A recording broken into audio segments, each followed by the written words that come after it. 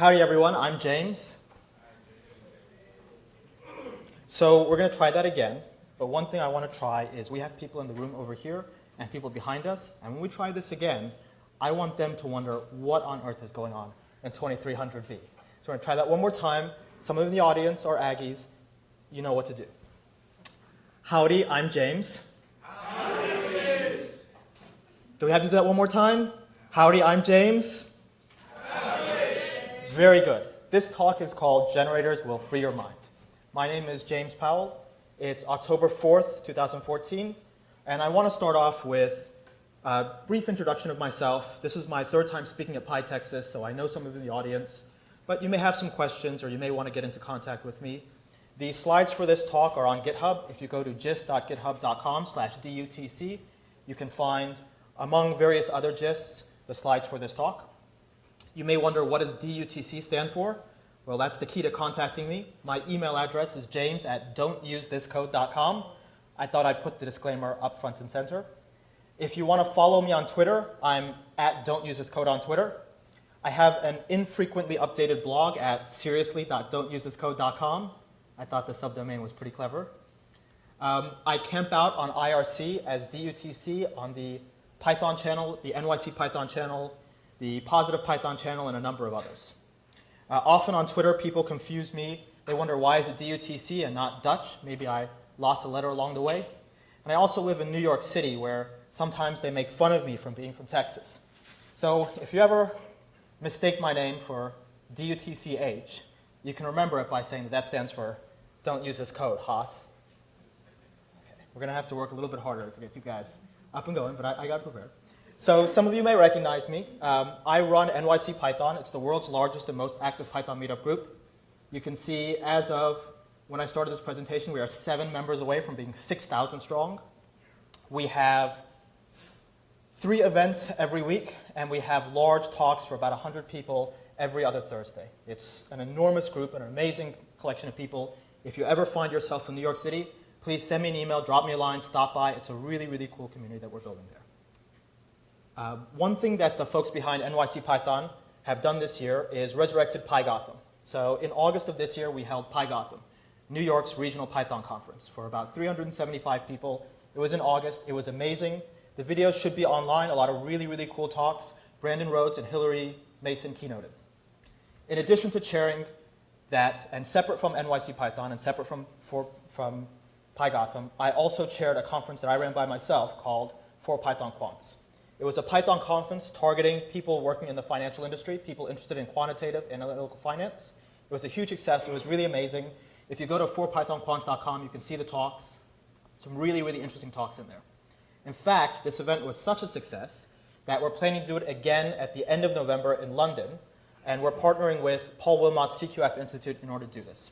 One thing that we'll be doing for Python Quants 2 in London is all of the talks will be live streamed. So if you can't attend in person, because it's over the Thanksgiving week, you may be able to attend digitally and actually participate in the conference, asking questions and interacting with the presenters online. I'm a frequent speaker. This is my 3rd time presenting at PyTexas. I gave, I think, 1 talk in PyTex in 2012. I gave 5 talks last year. This is my 7th conference for this year. So it's right here, with 3 more to go before I can start my Christmas holidays. So, if you're interested in these topics, you're interested in generators, just search for my name. You'll probably find some of the presentations from these conferences somewhere online. I think this will have been the 18th talk I've given this year. Unfortunately, I'm not getting any better as I go. In my day job, so that's what I do for fun. In my day job, I'm managing director of a company called the Python Quants. We investigate analytical and quantitative finance solutions for hedge funds using Python. It's a lot of really fun work, and it really demonstrates the applicability of finance to big data problems and to problems in the finance domain. So I wanted to start my talk by kind of warming you guys up a little bit with a couple of really stupid jokes, because I need to get some energy from you guys. I need to raise this energy level up to about where I am. And you can see I'm bursting with energy, and I want you to be bursting with energy too. So, joke number 1. What did the rug say to the floor? I got you covered. Okay, I didn't say it was a good joke. And then here's the second one, and I really like this one, so I'm going to leave it on screen for just a second. What do you get when you cross a joke with with a rhetorical question? Pretty good, huh? It's a kind of a meta joke, but I thought you'd appreciate that. One way I like to start my talks is by discussing a couple of broad themes that apply to this talk. This helps give you a little bit of insight into where I'm coming from. These are topics that I think are very important for us to discuss, and these are topics I'm trying to motivate via this presentation. One of the most important topics I'm trying to motivate via this presentation is analyzing code dynamically. So we often find with very complex systems that they are more amenable to analysis if we look at them statically. We assume everything is unchanging, that some platonic ideal is just sitting there, and we're analyzing it as this static entity. In the finance industry, this is a very common mistake that's made. With some models, people will assume a constant volatility, and they'll plug it into their model. The model will return some pricing results or some risk results. Then they'll say, well, what if my volatility assumption was wrong? And they'll tweak that value. They'll run it through the model again. It'll produce other results. And they'll say, OK, everything's fine. And then when they put the model into practice, everything will blow up, because their assumption of constant volatility is wrong. In the case of this model, maybe volatility isn't constant. Maybe in the real world, a quantity like volatility is changing, and it's changing over the course for which this model runs. I think the same thing applies to code. We can't really just look at code as just this static entity that just sits there, because code is always in motion. Code is always being subject to refactoring. It's always being subject to new people picking it up, new requests for features being added. And I think one of the things we have to do when we judge the solutions we come up with is consider how they survive over the lifetime of the code, from the inception to the actual decommissioning of that code. And I think generators actually afford us a set of very interesting approaches that allow us to limit our exposure to some of the problems that occur when code changes, or when features changes, or when requirements change. In fact, I think that generators offer us the ability to model problems in a very fundamentally different way than we're used to. I think that these ways tend to be very useful. We'll end up with code that's easier to test, or that's more amenable to changes in the future, that's easier to analyze. And I think that some of these conceptualizations have some meaningful consequences on the code we produce. I think they also help us answer some fundamental questions, some questions about fundamental conceptualizations and epistemologies regarding programming. Now, that's a topic for a talk I'm giving tomorrow morning, so I won't go into that too deeply. I will not in this talk go over what a generator is, what a coroutine is. I've given a lot of talks on this. I think my talk last year at PyTexas covered the basics of what a generator is. That talk also covers efficiencies, and I think that that information's out there. What I really want to talk about is how generators really change the way that we write code. Additionally, if we look at Python critically, we'll say that Python it's a language with some theoretical basis, but with a very strong practical purpose. Its intention to creating these artifacts that get work done. And so in the Python community, we tend to apply theory where necessary, but we try not to belabor it. And so in this talk, I won't go into some of the more theoretical aspects of coroutines or some of the things, or stream processing. I think that I'm really interested in seeing how the code that we write to solve real problems can be changed by the introduction of these new conceptualizations. These notes are encoded in an IPython notebook that's on GitHub. One note for all of the examples, all the real code that I'll show you, is that these are 3 future imports that I'm using for this entire notebook. So I'm using a print function, I'm using true division, and I'm using Unicode literals. So let's start. And the way that I want to start motivating how generators can change the way you think about code is by telling you that you've already had your fundamental way of thinking about code changed by learning about functional programming. So let's take a look at a real-world example. You work in some business unit, and it has branches all over the world, and these are the different areas where the business unit operates, and each of them has some amount of profit associated with it. And maybe that profit's somewhere between -$4 million and $4 million. So this dictionary represents how much profit occurs in each one of these areas, in the US, in the UK, and so forth and so on. And your task is to produce a report out of this. And this is the simplest report ever. You're given this dictionary as an input, and you're supposed to just print it out to the screen. And so you can see here, we've printed out the profit numbers given this input. In Central America, we made $1.6 million. In the US, we made $2.2 million. In Central Europe, Middle East, and Asia, in the CEMEA region, we made negative $4 million. And you can see this is kind of a task that we might be given. Now, in trying to motivate the dynamic nature of code, we should consider that this is not the end of the story. Because what will happen about 2 minutes after we write this code and deploy it to production and start giving these reports to the business users is that we're asked to make the report different. We're asked to make it prettier. Somebody says, I don't want the numbers pushed up. I can't see them. I can't judge them against each other. So the first feature request that we get is, let's align it a little bit better. So look, you make a little change here, and you go home for the day. And then the next day, some business user comes to you and says, well, I kind of also want this printed out to a file at the same time. So you say, OK, I'll take my code, and I'll make a small amendment to it. I'll add a file name parameter. And then if the file name parameter is provided, I'll write it out to a file as well. And then somebody asks you for a little bit more. They say, well, we actually also want to provide this as some logging information. Maybe some of the information in our system is incorrect, and so we want to be able to spit this out to a log in addition to the file, in addition to putting it out to the screen. So you say, no problem, boss. I'm going to add a toLog parameter that's set to true or false. And if toLog is set to true, I'll use the built-in Python logging module, and I'll pipe it out to the info level of logs. But this is not the end of the story, because these feature requirements keep coming. And this is the nature of how code is actually written. You start with something small, and it expands, right? And somebody says, well, I'm an Excel user, and I don't like the way this is formatted. I prefer that these numbers be formatted like they're formatted in Excel, where you have parentheses around a number if it's negative, and you have commas so I can figure out the digit grouping. And so you add an accounting parameter set to true or false, and you add that in here, and if it's set to true, then you do your digit grouping and your parentheses, otherwise you don't. Now, here's one thing. Think about how would you test this. Think about all the different modes that you would need to test in order to see if this code still works. You need to set the file name parameter to a file name. You have to set the toLog parameter to true or to false. You have to set the accounting parameter, and all of the different interactions between these different modalities. In fact, you'd see that you have this almost exponential or geometric interaction between these different modalities. You'd have to test it with toLog set to true and accounting set to false, trueLog set to false and accounting set to false, and the number of test cases you'd have to employ to cover all of the different code paths would be enormous. And your exposure to mistakes in this code would be, or your exposure to possible bugs would be huge. And the thing is, that's not the end of it. Because somebody says, I also want you to be able to email this out to somebody. And emailing represents a slight change on the, or a slightly different approach than, say, putting it to a log or putting it to a file, in that for the email, you probably have a function that takes a to, a CC, a subject, and a sender. So you have to collect all the lines in one structure to send it off to another function. So you can see you introduce some superstructure.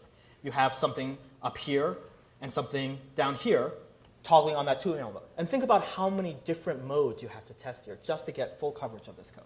And look, it can barely even fit on the screen anymore. This is nuts. But this is the way that code tends to transit through an organization. Now, I'll go back to this a little bit later. This is actually not important. But this is one of the precursors for the next part. You probably have realized at this point that this is not the approach to writing this code. And you employ just a little bit of knowledge of functional programming. You're not going into the nitty-gritty details of pure functional programming. You're just employing a little bit of functional programming in the form of sending callbacks or function pointers, just sending functions to this little piece of code you've written. And what you say is, well, instead of encoding all of this modality in this gigantic function that keeps sprawling, instead, I'll give it one parameter called write, and I'll give it one parameter called template, and the template parameter will decide how it gets printed out, aligned or not, and the write parameter will determine whether I write it to a log, whether I write it to an email, whether I write it to the screen. And then you've taken this sprawling mess of code, and you've reduced it to about 6 lines. And think about how easy it would be to test these 6 lines. Because now you can test this function as a unit. You give it a dummy write function, and you see if this function, this output function, does what it says it does. And then you presume that if this output function does what it says it does, and each of your different writing modes do what they say they do, then the combination of the two of them should probably do what they say they do. Now, you might write some integration tests just as a backup, but in terms of unit tests and covering all the functionality of this code, you can see that this is a much better conceptualization, a much better approach. So here you can see that functional programming, just the most basic functional programming approach, has freed your mind. It's fundamentally changed the way you think about writing this code, the way that you structure the code. And you can see the dividends that you've gotten from this are simpler code that's easier to test, that's easier to understand, and that's more flexible. Because if somebody comes to you tomorrow and they say, we want to take this output and send it to a database, you say, fine, you write the function to send it to a database, I don't have to change my code.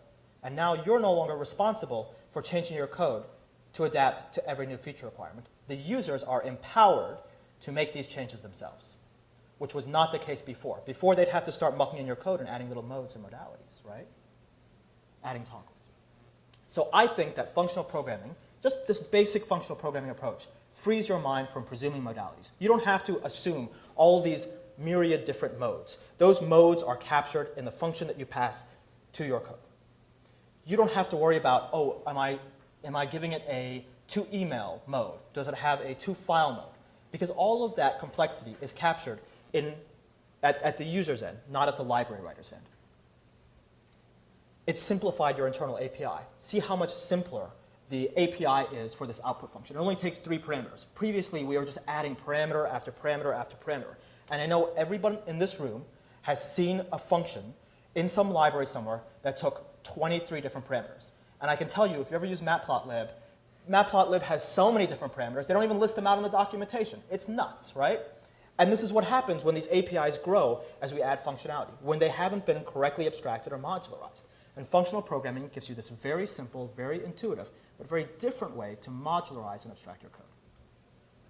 It's empowered your users, because think about the functionality we can get out of our little output here. We can now write it to a database, we can write it to anything we want. And we can do that without having to change the code that's already been written. We allow this code to sit there and do what it says, and any changes to the behavior that we want to implement can be implemented on the user's end, on the user of the code's end. Of course, if we get into the theory and we talk about pure functional programming, we'll say that this example is somewhat limited in that everything that we're doing here has a side effect, and if we use a pure functional approach, we'd get many other advantages here.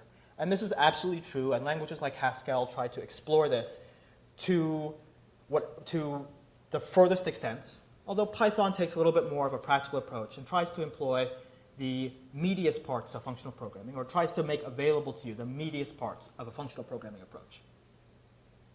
So I won't get into pure functional programming. So let's take a look at generators and coroutines and see if we can relate to how they can fundamentally change the way we write our code.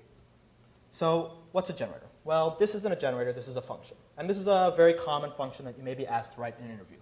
It's a function that gives you the first 10 numbers in a Fibonacci sequence using A and B as the starting points. Now, I recently saw a really, really bad art movie. And in that art movie, the director made some really stupid point about the fundamental beauty of the Fibonacci sequence. And they said, and they were belaboring the details of the Fibonacci sequence, namely that it was 1, 1, 2, 3, and so forth and so on. And I thought this was actually a very shallow understanding of the Fibonacci sequence, because I think the most beautiful thing about the Fibonacci sequence isn't the numbers, it isn't the exact numbers involved. It's that if you look at the ratio of the numbers, you get the golden ratio. So irrespective of what numbers you start with, what the kernel of this sequence is, whatever this A and B parameter are, they will always, the ratio between subsequent terms will always converge to the golden ratio. And I think that's the most interesting thing about the Fibonacci sequence. So we can see this in code here. We write a function called ratio. This is just a regular function, and it takes the 2 inputs and makes them iterators, and it just gives you the ratio of subsequent terms as a list. And here we can get phi, we can calculate it ourselves, and it's 1 plus the square root of 5 divided by 2, and we can write a little list comprehension that looks at the difference, and we can see the difference slowly converging, or actually pretty quickly converging to 0. And so we can see that the Fibonacci sequence, that the ratio of subsequent terms in the Fibonacci sequence slowly converges to phi.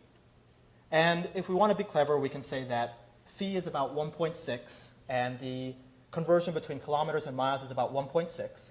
So if we find ourselves in, I guess, Canada or Europe, and we want to figure out how far a distance is, we can actually approximate a distance using the Fibonacci sequence as a rule of thumb. So you can think that about 1 mile is 2 kilometers, about 2 miles is 3 kilometers, about 3 miles is 5 kilometers, and so forth and so on. And I find that actually can be somewhat useful. Let's take a look at this as let's take a look at this in the form of generator. So in the form of a generator, we would write it like this. And if you go to the programming subreddit, you'll see this in the sidebar. It's one of the simplest generators you can write. And instead of formally, or in the form of this, you can see that instead of a return, we have a yield. It's lazily evaluating this. So every time we produce a computation, we yield that computation, and then we wait for the user to request the next computation for us. So we're not returning it all at once. And so we no longer have to ask, do you want the first 10 elements, or do you want all the elements that are less than 10, or some predicate like that? And you can see in practice, we use something from the itertools module, so that we can use slice to get the first 10 elements. And so here's the exact same code. It's even shorter than the function version.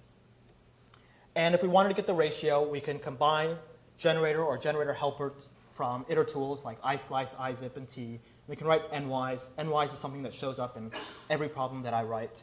It's kind of like, if you have a hammer, everything looks like a toe. And you can see I can write a generator expression in order to calculate the ratio. And here I've done all the work from the functional. I've done all the exact same work as I did when writing these functions, but I've written them using generator and generator expressions. And so you can see here again, the ratio terms are slowly converging to phi.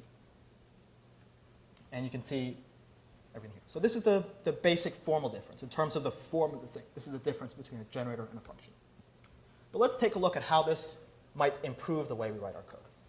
So say somebody asks us for a Fibonacci sequence that gives us the first 10 elements. And say somebody else asks us for a Fibonacci sequence that gives us all the elements no greater than 10. So we write it this way to get the first 10 elements. And we write it this way to get all the elements that aren't greater than 10. And when we run each of them, we get two outputs. These are the first 10 elements, and these are the first elements that are no greater than 10. How would we combine these into one function? How would we write one function that could give you the first 10 elements, or the first elements that aren't greater than 10, in one function without being a nasty mess, without having an extra parameter saying maybe an n and an m, and then toggling on them, and then having to figure out what to do if somebody sets the n and the m term, and trying to disambiguate what they mean? It would be preposterous, right? And the reason for this is this Fibonacci function, when encoded as, or this piece of code, when written in the form of a function, presumes certain ways that it's being used. It presumes the existence of certain modalities, either the mode of getting the first 10 elements or the mode of getting the elements no greater than 10. And yet the generator expression, or the generator formulation, doesn't presume anything. It gives you an infinite sequence of terms, and you do with it what you want. And so if you want the first 10 elements, you use islice from itertools to get the first 10 elements. If you want the elements no greater than 10, you use takewhile from itertools to get the elements no greater than 10.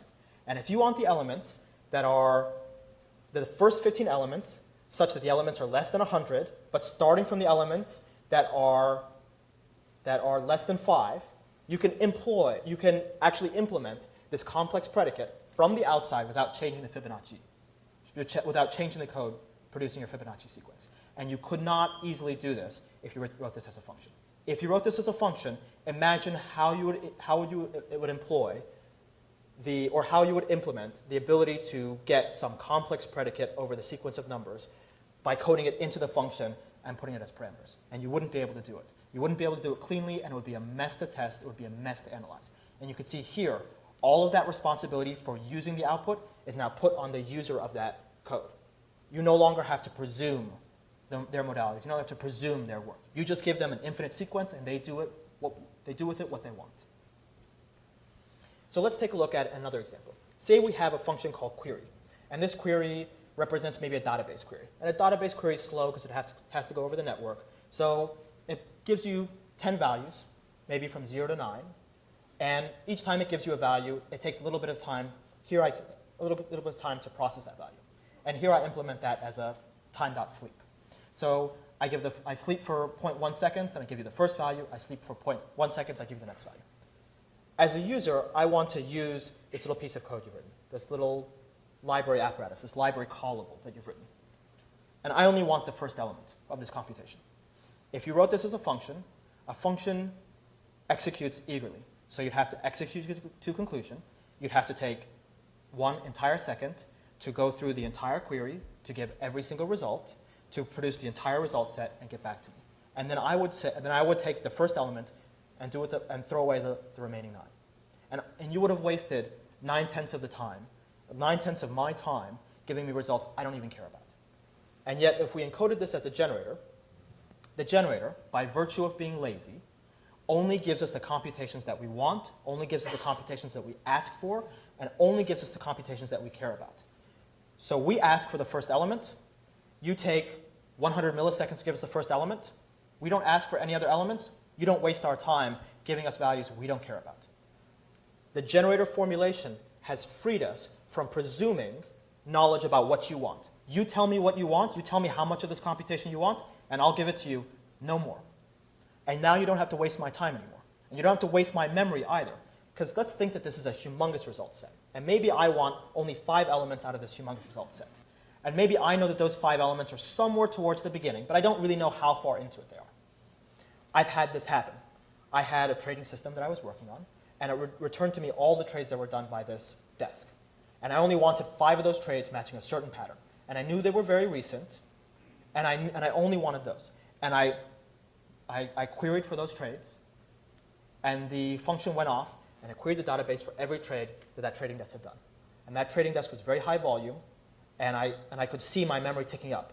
1 gigabyte, 1.1 gigabytes, 1.2 gigabytes, and honest to goodness, I could not complete my work because I ran out of memory before it returned to me all the trades. And you know what? I wanted about 5 kilobytes worth of data, and it loaded 1.6 gigabytes of data over the network for me. And I could not get my work done because this function presumed that I wanted the entire set of trades, and I didn't. I only wanted the first 5. So let's see how generators can free you from presumptions about very, very mechanical things like parameter types and return types. So let's say we have a function called process, and this function does some processing on some data. And here it doesn't really do anything. It just creates a result set and appends the values from the input to the result set. But it could do any sort of operation on this. And you could think that sometimes we might have to decide, does this return a list? Does it return a set? Does it return a tuple? And we can think that there are some natural reasons why we might choose a list. Maybe additions to this list are faster than additions to the tuple. Or we might say that the list contains homogeneous elements, but so the list contains elements of all the same type, and that might be a better reason to use it than a tuple. Or the list may contain duplicates, so you want to use the list instead of a set. And there may be reasons why we choose one or the other. In the case of a tuple is more natural for destructuring. So we might want to use a tuple than a list, even though we can still destructure with a list, but the syntax tends to be easier for a tuple. But think about if you wanted to, think about all the different return types you could give, like dex or return types where you're presuming something about the way that the result is used. And think about whether or not you really care to encode that in what you're responsible for. And you really don't. And sometimes I find that I don't really care what the return type is of the code that I generate. I want to give you a result, and you do with the result what you want. If you want duplicates, keep them. If you don't want duplicates, don't keep them. But I'm not going to bother with deciding that for you. I'm going to do my calculation. I'm going to do what I'm responsible for, and I'm going to leave you, or I'm going to empower you to do whatever you want with those results. And so you can see, if we reformulate this as a generator, we get that. So here we have our Fibonacci function again, and it returns a list. And let's say that instead of the list, I wanted a tuple, or I wanted a set. So naturally what I would do with this function is I would take the results and I'd stick it in a tuple. Or I'd take the results and stick it in a set. And when I'm taking these results and sticking in a tuple or a set, I have both of them in memory at the same time. So if this return set is very big, if it's 800 megabytes in size, then I have, at some point in the lifetime of my program, I probably have 1.6 gigabytes of data of memory being used, which is probably not what I want. If I were to write this as a generator, I no longer presume what return type you want, and I take the values and I stick them in a list if I want, I stick them in a tuple if I want, or I stick them in a set if I want. And the very interesting thing here is it's actually faster for me to not presume what you want than for me to presume what you want and stick it into the result that I want. It's faster and it uses less memory. This, I think, is very powerful. I have to assume less about my code. I have to think about less. I have to make fewer assumptions about what you want, and it's actually faster too. So I think this should be very encouraging. But let's take a look at this from a different angle. Let's say I want to write a function called average. And this function takes a list of numbers and it gives me the average. And I say, OK, I'm going to take a list of numbers and I'm going to calculate the sum and divide it by the number of numbers I have, the length of that list. And I want to make sure that you don't do anything wonky, So I'll write something like this. And I'll say XS has to strictly be a list. And someone somewhere along the line is going to call this with a tuple, and they're going to get upset. Because they're going to say, why does it strictly have to be a list? What about averages means that it can't work on a tuple? Now you're requiring me, in my code, to do this conversion from the tuple to a list and then pass it off to you. Why should I have to do this? And you say, OK, I'll be a little bit nicer to you. And instead, I'll use abstract base classes, which I've read about. And instead of asking for it to be a list, I'll ask it to be a sized. I need it to be something that's sizable. Sized means that this len operation works. And so I rewrite my code, and now you can call it with a tuple, and everything is good. But somebody says, why do you have to have a concrete data type?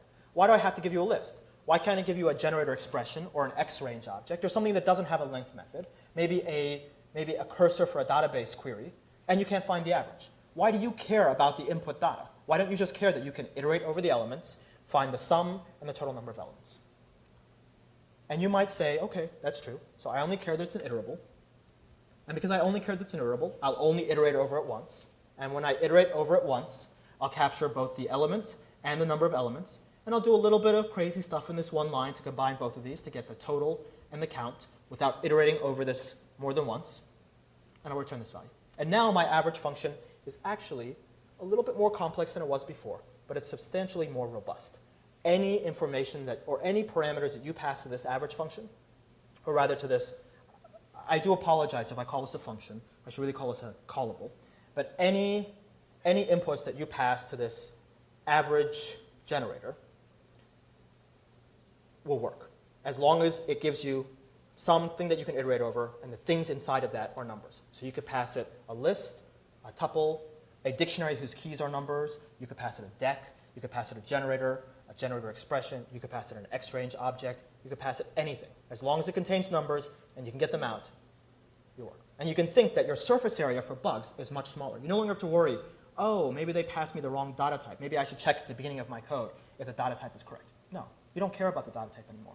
You only care that a very simple contract and a very understandable contract is obeyed. So let's take a look at how generators can both simplify your API and also eliminate some presumptions you may have about modes, modalities, toggles, knobs, and switches. Because in this first example, in this email example, you can see this is not a desirable end case. You don't want your code to have a million different knobs, a billion different toggles. You don't want to have to test every interaction between every different toggle and knob and switch and mode that your code has. It's a nightmare. And we've used code that works like that. And you don't even want to use code that somebody else has written like that, even if it's their responsibility to test it. Because you can barely figure out what happens if I pass this one and this one in combination. You can't even figure out how to use it. You don't, the clarity of this code is affected by providing you with so many options without providing you with information about all the different interactions with the options, by presuming all of those modalities, and by instilling in you a fear that they may not have considered all of the various complex interactions between the modalities that they presented you. But by virtue of presenting you the modalities, they're allowing you to use them in combinations that they may not have tested or that may produce undefined results. So let's take a look at a very simple problem. Here we have a little generator here that's a source. It's a data source. And it gives you random numbers. It gives you between 10 and 20 random numbers, between 100, negative 100 and 100. And it takes some time to generate this random data. So it takes anywhere between 0.5 and 0.1 seconds, or 0.05 and 0.01 and 0.5 seconds to produce this, right? Or 0.2 seconds. It takes some random amount of time, some small random amount of time in the order of seconds to produce each value. And you have some function that's loading this data and calculating something out. Here, in this case, it's calculating the average. And you have something that spits it out. And this guy here presumes that you have access to all the data, but maybe it's being loaded from a database, so it takes a little bit of time to get all the data. So here you can see it in use. Here it's just creating a running average of all the data, so as new elements are added, the average changes. Now, say you provide this to a user. And because it takes a long time for the source to give you the entire data set, the user calls the function, and your code just sits at the terminal, waiting. And they don't know, has it crashed? Maybe the database connection has timed out. Is it doing anything in the background? And you say, I'll be nicer to you. And what I'll do is I'll add a little bit of dialogue here, that tells you it's loading. And Now, the user will see a little loading 0%, 20%, 40%, 60%, 80%. Maybe you have a splash screen that pops up as it's doing this. It's a simple little process, and it tells them, here you are in the progress. And it gives them a sense that the code is continuing to evaluate. And you say, well, if I'm going to do a splash screen, maybe I need to invoke some function in order to pop up the splash screen and also to dismiss the splash screen. Or if this is on the command line, maybe you have some preamble that says, I'm loading this, and some code that goes after that says, I'm done loading, to let them know that you're starting and to let them know that you're finished. And you've seen only the first few minutes of this talk, so you say, I'll be clever, and I'll write this using some basic functional programming approaches. And what I'll do in my little load data function is I'll provide callbacks, little callables, before, during, and after. And the before will do the before action. The during function will do the action that happens every time you get a data element. And the after will occur at the very end. And you can see this is what happens. Well, look, I've made a mistake. There's a mistake in this slide because I accidentally gave the after function to the before part and the before function to the after part. And you can think, well, what stopped me from doing that? Nothing about the code you provided. If you just provide this code to me with maybe no documentation or just have it sitting there, I see it in the module and I type and I look at the signature. You've not told me that the during operation has to happen after the before operation, or the after operation has to happen after during operation. You've implied it, you may have documented it, but you haven't enforced it by any technical means. And here you've actually created an API that is a little bit more complex than you want. You've given the user the option to do something, which he really doesn't want to do. He doesn't want to call these out of order. You want to strictly control the order in which these occur. And so if you reach for a generator, or more specifically, a coroutine, you can do this. Coroutines allow you to enter and leave, or to enter and leave a computation at defined points. And it allows you to structure computation in a strict sequence.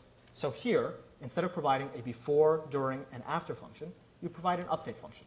And at the beginning, it does some preamble, and then it yields control back. Then for each data element, it does some action, yielding control after each processing step. And at the end, it yields control. And here, you can see if I wrote my code in this way, there is no way for these different steps to occur out of order. I've given you my update function, and you must run this code before you run this code here. And by virtue of creating an API where I give you the option to provide this one coroutine, I'm telling you, you're giving me some block of code that'll be the operation of which and the computations that it produces will be interleaved with some computations that I'm performing. But I can preserve for you a strict sequencing. And I've simplified the API in this fashion. So let's take a look at a more complex example of a simplified API. And one very common problem that pops up especially in finance and in business functions is date calculations, especially holiday calendar and business day calculations.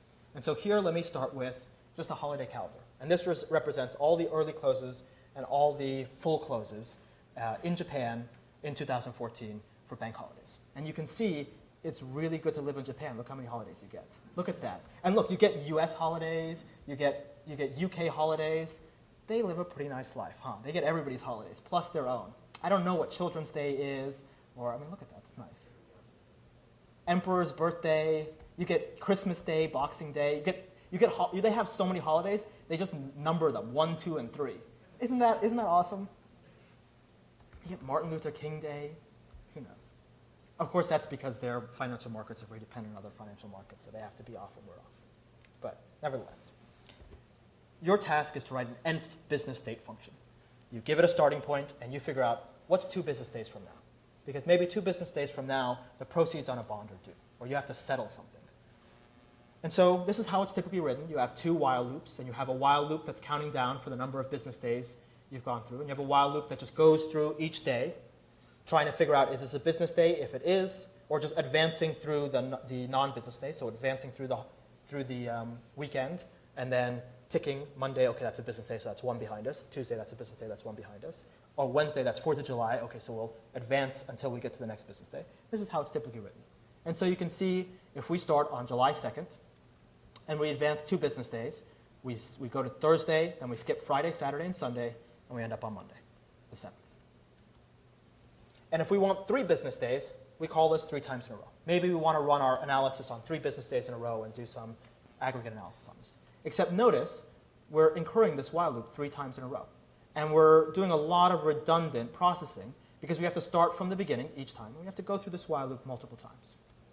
If we were to formulate this as a generator, maybe instead we'll provide to the user an infinite sequence of business days. And we'll allow them to slice into that as many as they want. So if they want the next business day, they'll do next, or they'll do islice1. If they want the next 5 business days, they'll do the next 5 business days and maybe take the last element. And now the user can pick however many business days they want. And we'll make this example a little bit more complex because we'll say, what if you want previous business days? Well, I won't presume the direction that you take, so I'll give it a function called direction that will either go backwards or forwards. So now, instead of next 5 business days or previous 5 business days being separate pieces of code, they're now one piece of code that can take business days in either direction. And you might say, let's make this a little bit more clever. So instead of presuming that you add 1 business day in one direction or subtract 1 business day in one direction, I'll give these to you as little lambdas, and they'll just add 1 to the date or minus 1 to the date. So maybe you can find the 5th next business date if you're hopping over every other date. Or you can even provide it with your own custom set of rules or logic for how do you handle weekends. And you might reformulate this in terms of maybe a function that just gives you an infinite sequence of days going in one direction or the other. So this gives you an infinite sequence of days either going forward or backwards. And then reformulate this business days as a generator expression that goes through that infinite sequence of days in the direction you provided and skips days based on whether they're a weekday or a holiday. And you can see with this, we've implemented all of the functionality of this in 3 very discrete, well-understood units that are very easy to test and actually give us substantially more functionality as a user of this code than we would have if it was written as a single function. And you can see, if we wanted to do Japanese holidays, and we wanted to simulate the lookup of these holidays from a database connection, such that redundant queries, that redundant calls for the next business day actually incur database lookups every single time, and so were prohibitive for us to use, we could do that here. So we have a little calendar function that simulates the lookup, which is a return from a database, a row that's in this holiday calendar table. And we have this function here that gives us the Japanese holidays and maintains a connection to this database. So we instantiate this once, and it represents all the Japanese holidays. And throughout our program, we're always using the same result set and the same database connection. And now, with all of these pieces here, you can see we can implement arbitrarily complex calendars. We can implement calendars where the weekdays are different. We can implement calendars where we skip in all sorts of different fashions with very little code, where that code is very nicely modularized. So the last example I want to show you, and I'm going to run over a little bit in showing you this example, is a very common programming, I'd say a very common data structure and algorithms test question. So you might have to think back to your programming 102 class when you started learning about algorithms, and you learned about dynamic programming. And in dynamic programming, they talk about things like optimal substructure, but the simplest dynamic programming example they give you relates to the use of greedy algorithms. And so one of the stereotypical greedy algorithms is counting change. So somebody comes to you and they say, okay, I'm giving you $1.72. Go into your till and figure out how much change this is. And for $1.72, it's $1, 50 cents, 2 dimes, and 2 pennies. And here it is written as a function. And this is what you might write on your test. Let's say that they tell you that you have a finite number of coins. So you only have 5 coins of each. And now I want you to calculate the change. So in this case, it's the same thing. But if you change this, if you said there's only 3 dimes or 3 nickels, see here we only have 3 50-cent pieces and 10 dimes and 20 nickels, you can see that the result changes. And you can see that the complexity of this code increases as the requirements for how you calculate this change are different. And these requirements mimic the actual problem that you have in reality. Sometimes you have to calculate change, but you don't have any nickels left, right? So you have to give them all pennies. That happens to me a lot. In New York, they have this $1 pizza, And if you go to the bank in Chinatown, it'll give you 50s for some reason. And if you go to the $1 pizza place right next to them, they'll always want to give you ones and change. So you'll go to the bank, then you'll be a little bit hungry for a $1 slice of pizza because it's $1, right? It's easy. And you'll go there and they'll give you 49 ones, and you'll have a slice of pizza, and your wallet will be bulging and it'll be ridiculous. So you can see, what if we implemented this as a generator? And what we'll do is we'll really think, what is a greedy algorithm? And a greedy algorithm is, or what is this greedy counting approach? And the greedy counting approach, all you're doing is you're taking a sequence of elements, maybe a till, which has some elements, and you're taking those elements until something tells you to stop. So you take $1 bills until the next $1 bill would put you over the amount you're trying to count to. And you take 50-cent pieces until that would put you over. And you take dimes until that would put you over. Or you take quarters until that would put you over. Then dimes, then nickels, then pennies.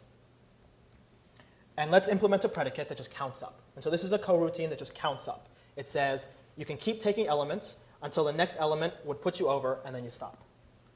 And here, let's randomly calculate $5 amounts to count to. And here's a little bit of code that does the exact same thing as the previous code. You give the denominations. You use this one line of code to greedily count all the denominations you can get using this predicate, where the predicate is parameterized on the amount, and you get the change. It prints it out nicely. So you can see we've implemented the exact same procedure in a little bit less code. But the really, really cool thing is this.